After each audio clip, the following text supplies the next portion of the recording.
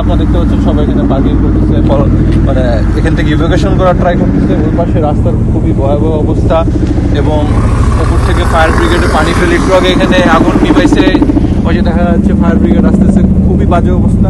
আমরা একটু পরে এখান থেকে ইভ্যাকুয়েশন করব। যুক্তরাষ্ট্রের ক্যালিফোর্নিয়া অঙ্গরাজ্যের লস অ্যাঞ্জেলসে ছড়িয়ে পড়া ভয়াবহ দাবানলের পরিস্থিতি এভাবেই বর্ণনা করেন সেখানে থাকা প্রবাসী এক বাংলাদেশি। তার মতো আতঙ্কে বাংলাদেশি কমিউনিটির বহু লোকজন।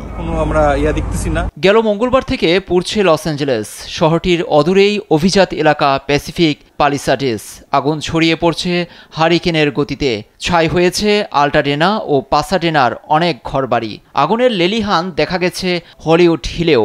ধোঁয়ার কুণ্ডলী এতটাই ছড়িয়েছে যে ধরা পড়ছে স্যাটেলাইটেও।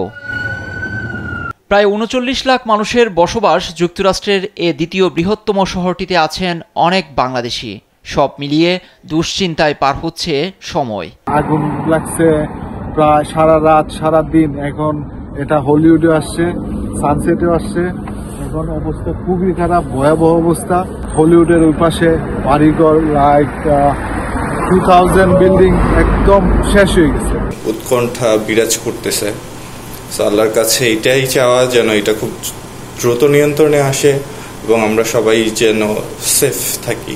দক্ষিণে হলিউড বুলেভার্ড, উত্তরে মুলহল্যান্ড ড্রাইভ, পূর্বে 101 ফ্রিওয়ে এবং পশ্চিমে লরেন ক্যানিয়ন বুলেভার্ড পর্যন্ত এলাকায় থাকা লোকজনকে নিরাপদ আশ্রয়ে সরে যাওয়ার পরামর্শ দিয়েছে সংশ্লিষ্ট কর্তৃপক্ষ।